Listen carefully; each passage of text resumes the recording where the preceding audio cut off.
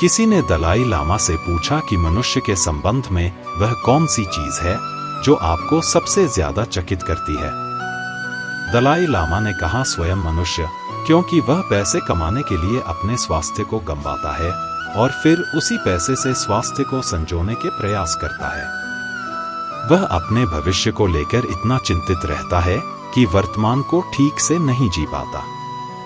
वह ऐसे जीता है जैसे उसे कभी नहीं मरना और फिर पूरी तरह जिए बिना ही मर जाता है।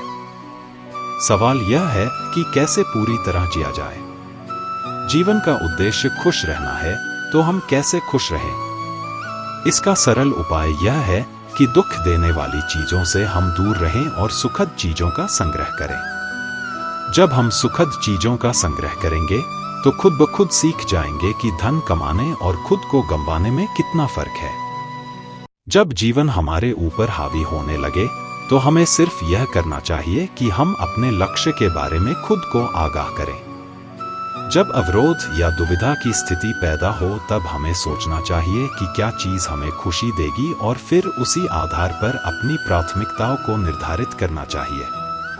इससे हमारे जीवन का सही संदर्भ लौट आता है, नया नजरिया मिलता है और हमें अपने जीवन की दिशा निर्धारित करने में सहायता मिलती है।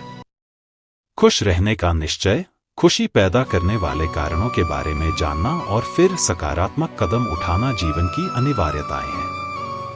खुशी को वैध लक्ष्य मानना और व्यवस्थित तरीके से उसकी तलाश करना हमारे जीवन को बदल सकता है। जिंदगी में ऐसे कई पल आते हैं जब हम अपने आप को अकेला महसूस करते हैं। ऐसे समय में अपने आप को खुश रखना सबसे ज्यादा जरूरी होता है। खुश रहना कई समस्याओं का समाधान हो सकता है। आपने अपने आसपास ऐसे बहुत से लोगों को देखा होगा जो सामान्यतः खुश रहते हैं, जबकि कुछ ऐसे भी होंगे जो भीतर से बहुत दुखी होते हैं और अपनी बात भी किसी से शेयर करना पसंद नहीं करते। ऐसे लोग बस अंदर ही अंदर घुटते रहते हैं और आखिर में उसका परिणाम ये होता है कि वो मानसिक तौर पर किसी बड़ी बीमारी की चपेट में आ जाते हैं। इसलिए जरूरी है कि आप खुश रहने की कला सीख लें। किसी के साथ हैं या अकेले हैं, इससे कोई फर्क नहीं पड़ता। आपका खुश रहना आपके शारीरिक और मानसिक स्वास्थ्य के लिए जरूरी है। अक्सर ऐसा होता है कि आप अपने आप को अपने दोस्त, सहकर्मी या फैमिली के अन्य लोगों से कंपेयर करने लग जाती हैं और खुद को उनसे कमतर महसूस करने लगती हैं। यह यकीनन आपको दुखी कर सकता है। हर इंसान अपने आप में बेहतर होता है। हर व्यक्ति अपने आप में परिपूर्ण है। जरूरी है अपनी खासियत को समझना और उस पर गर्व महसूस करना।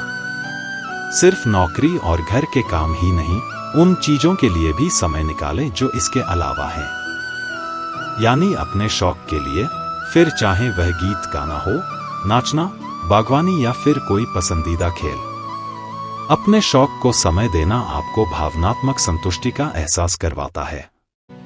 यह आपकी नियमित दिनचर्या का हिस्सा होना चाहिए। योग जहां आपको शारीरिक रूप से स्वस्थ रखता है, वहीं ध्यान और प्राणायाम आपको मानसिक तनाव से राहत देता है।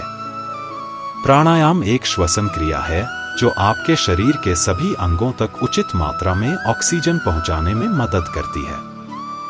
वहीं ध्यान आपको तनाव मुक्त कर किसी भी तरह के अवसाद या मानसिक विकार से बचाता है।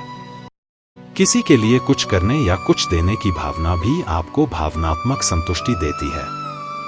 जरूरी नहीं कि यह कोई बहुत बड़ा काम करने के बाद ही हासिल की जाए। इस खुशी को आप अपनी दिनचर्या में भी जुटा सकती हैं। दूसरों की मदद करें, माफ करना सीखें और गलतियों को सकारात्मक तरीके से सुधारना सीखें। ये छोटे छोटे नुस्खे आपको दिन के अंत में परिपूर्णता और खुशी का एहसास देंगे।